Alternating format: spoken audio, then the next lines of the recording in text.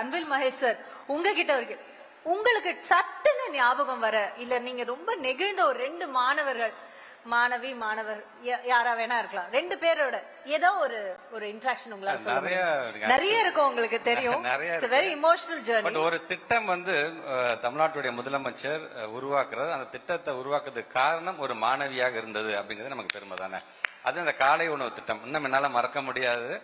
அசோக் பிள்ளை இருக்க ஒரு ஸ்கூல்ல அவங்க உள்ள நுழையும் போது ஃபர்ஸ்ட் டெஸ்க்ல உட்காந்து அந்த பொண்ணுகிட்ட கேட்கறாங்க, என்னமா என்ன எப்போதுமே தமிழ்நாட்டு முதலமைச்சர் இருக்கக்கூடிய அந்த பழக்கம், இந்த சாப்பிட்ற நேரத்தில் யார் வந்தா சாப்பிட்டியான்னு கேட்கறது. அந்த ரொம்ப சாப்பிட்டீங்களாமா நீங்களா அப்படின்னாங்க. இல்ல சார், ஏன் இன்னைக்கு சாப்பிடலையான்னு. இல்ல பொதுவாகவே மார்னிங் ஏதாவது டீ பன் சாப்பிட்டு வரும், எங்க அம்மா மதியம் சாப்பாடு சாப்பிட்டுக்க சொல்லுவாங்க அப்படின்னு சொன்னதுதான். ஒன்னும் ரியாக்ட்லாம் பண்ணிக்கல.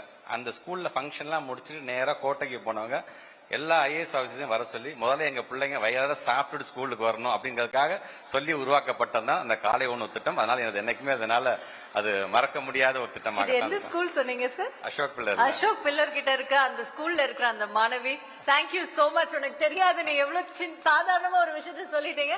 அந்த ஒரு சின்ன மாணவியோட குரலும் வந்து நம்மளுடைய முதலமைச்சர் கேட்டிருக்காரு, அதுல இருக்கிற வலிய புரிஞ்சிருக்காரு, அதுக்காக ஒரு சிறப்பான விஷயத்த செஞ்சிருக்காரு இல்லையா?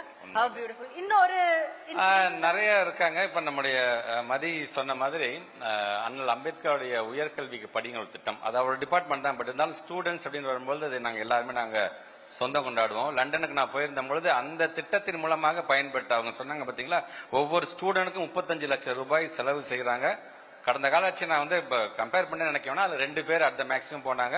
அவர் சொன்ன மாதிரி மோர் தென் 385 ஸ்டூடெண்ட்ஸ், கிட்டத்தட்ட 180 கோடி ரூபாய் ஒரு அரசாங்கம் செலவிட்டு இருக்கும் போது நாங்க போகும் பொழுது தமிழ்ச்சங்கத்தின் மூலமாக ஒரு பொண்ணு வந்து எங்க பேசிட்டு போய், சார் நான் இப்ப நான் படிச்சுட்டே வேலைக்கு போறேன், நீங்க வந்திருக்கீங்க தான் வந்தேன், என்னோட நன்றியை மட்டும் தமிழ்நாட்டு முதலமைச்சர் சொல்லுங்க சார். அந்த பொண்ணு சொல்லிட்டு போனதை கண்டிப்பா என்னால அது மறக்க முடியாது. தருணங்கள்ல உங்களுக்கு எப்படி சார் இருக்கு? ஐம் சோ ஹாப்பி மசி. இன்னைக்கு இருக்கிற சமுதாயத்தை நான் என்ன ஜாதிகாரன் தெரியுமா அப்படின்னு பேசின சமுதாயத்தை நான் என்ன படிச்சிருக்கேன் தெரியுமா அப்படின்னு மாத்தினார் பாத்தீங்களா.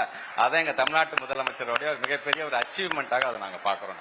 Beautifully, very well said. Thank you, minister. Thank you.